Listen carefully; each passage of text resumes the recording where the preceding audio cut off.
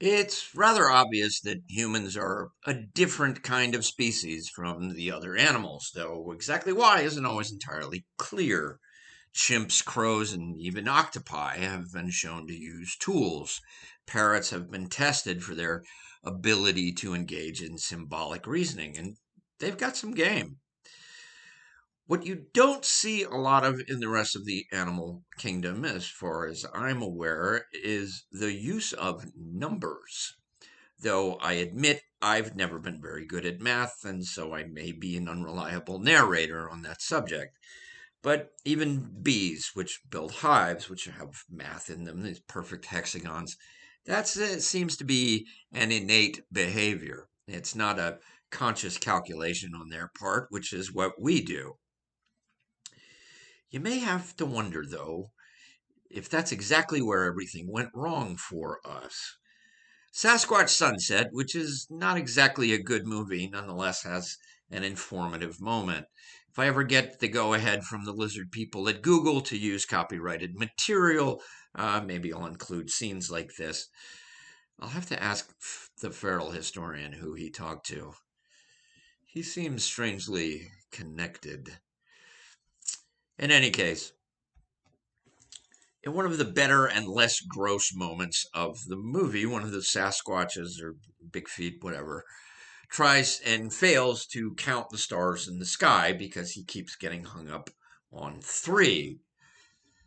Given the prevalence of sexual reproduction and even pair bonding in the animal kingdom, maybe animals have a concept of two, me and thee, but after that it gets tricky. It's just simply more, and there's no particular reason to get hung up on it. Humans are different, of course. Although the archaeological record doesn't show any evidence of counting systems until about 40,000 years ago in the form of notches cut into bones, which is roughly the last 15% of our existence so far by the best theories that we have. If you map that onto a single human lifespan, roughly speaking, that makes us about 3 years old, and we just started kindergarten a few weeks ago, so who knows where this math thing is going from here. Now, it wasn't about until 2,500 years ago that both the Babylonians and the Mayans developed the concept of zero, eerily right around the same time, despite being on opposite sides of the earth from each other. I hope I don't have to remind the kids that the internet didn't exist back then. Still, zero in those cultures was only used as a placeholder on their versions of tax receipts. A lot of the archaeological record is really boring.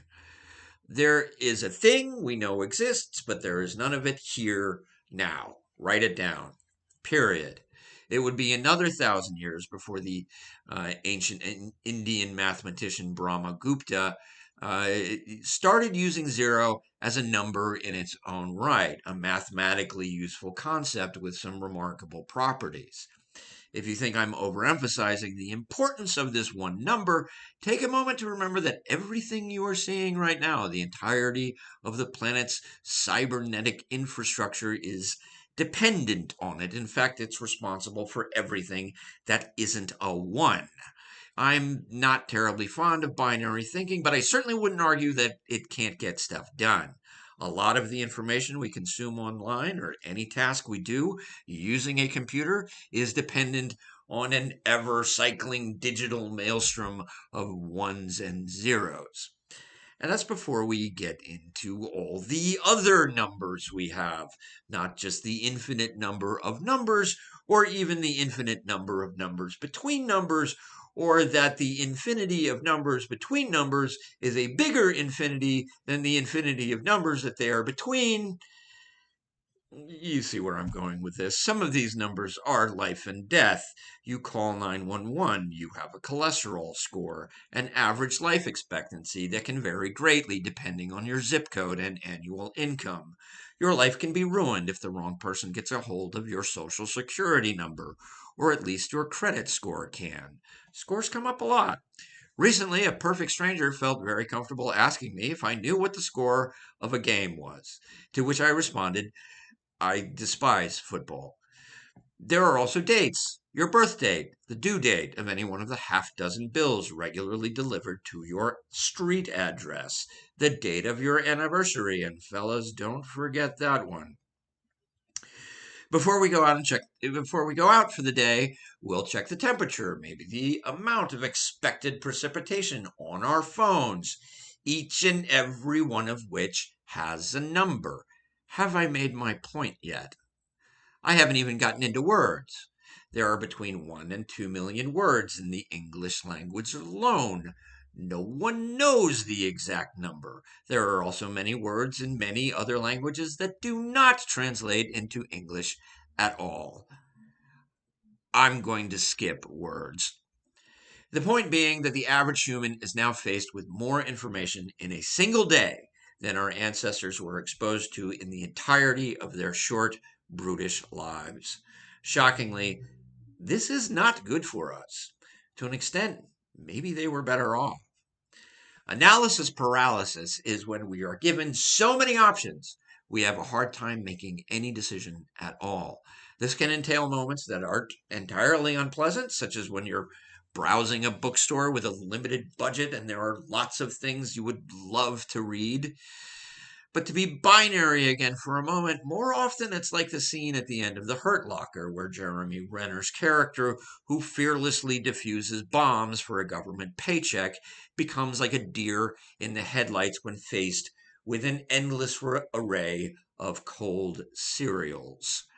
We are constantly told that our life is the summation of choices we have made, which assumes both that not only did we have an infinite number of choices that we could have made, but that that was a good thing. Information overload is a real condition with paradoxical effects, which correlates with bad outcomes like increased background mortality, injury, illness, and that most dreaded beast of all, reduced productivity. Many psychologists studied information overload intently during the pandemic. It turns out the more information we're exposed to, the less of it we actually use to make a decision, leading one media personality to ask in all seriousness if you could get COVID from eating Chinese food. Don't ever let anybody tell you there's no such thing as a stupid question. America didn't exactly shine during the pandemic, which is probably why we had one of the worst mortality rates per capita in the world. Our leadership wasn't helpful either. At one point, the president saying we needed to stop counting new cases because it was making him look bad. Good thing we got rid of that guy. Wait, never mind. Just pretend I didn't say anything, okay? I tend to at least want to defend young people these days. They have been born into a truly bizarre world that seems to be careening towards some inevitable disaster or other. Take your pick, and subject to stresses I couldn't have imagined when I was young. And may I remind you, I grew up under constant threat of a nuclear war for which we were expected to have roughly 30 minutes to prepare. I've got some game in terms of dealing with social stress, but I doubt I would have survived what these kids deal with every day. And yet, many people seem to put a lot of energy into criticizing the young as though this was all their idea. Hey, I'm Gen X, I'm hip, which I guess isn't something people say anymore, but boomers have been dissing on everybody who wasn't a boomer their whole lives. They'll be gone one day. I promise. I also promise you, I've got a lot more videos coming, so thank you for watching this one until the end. If you enjoy psychological theory and commentary, please subscribe, hit the like button, and leave a comment for me down below. I'd love to talk to you.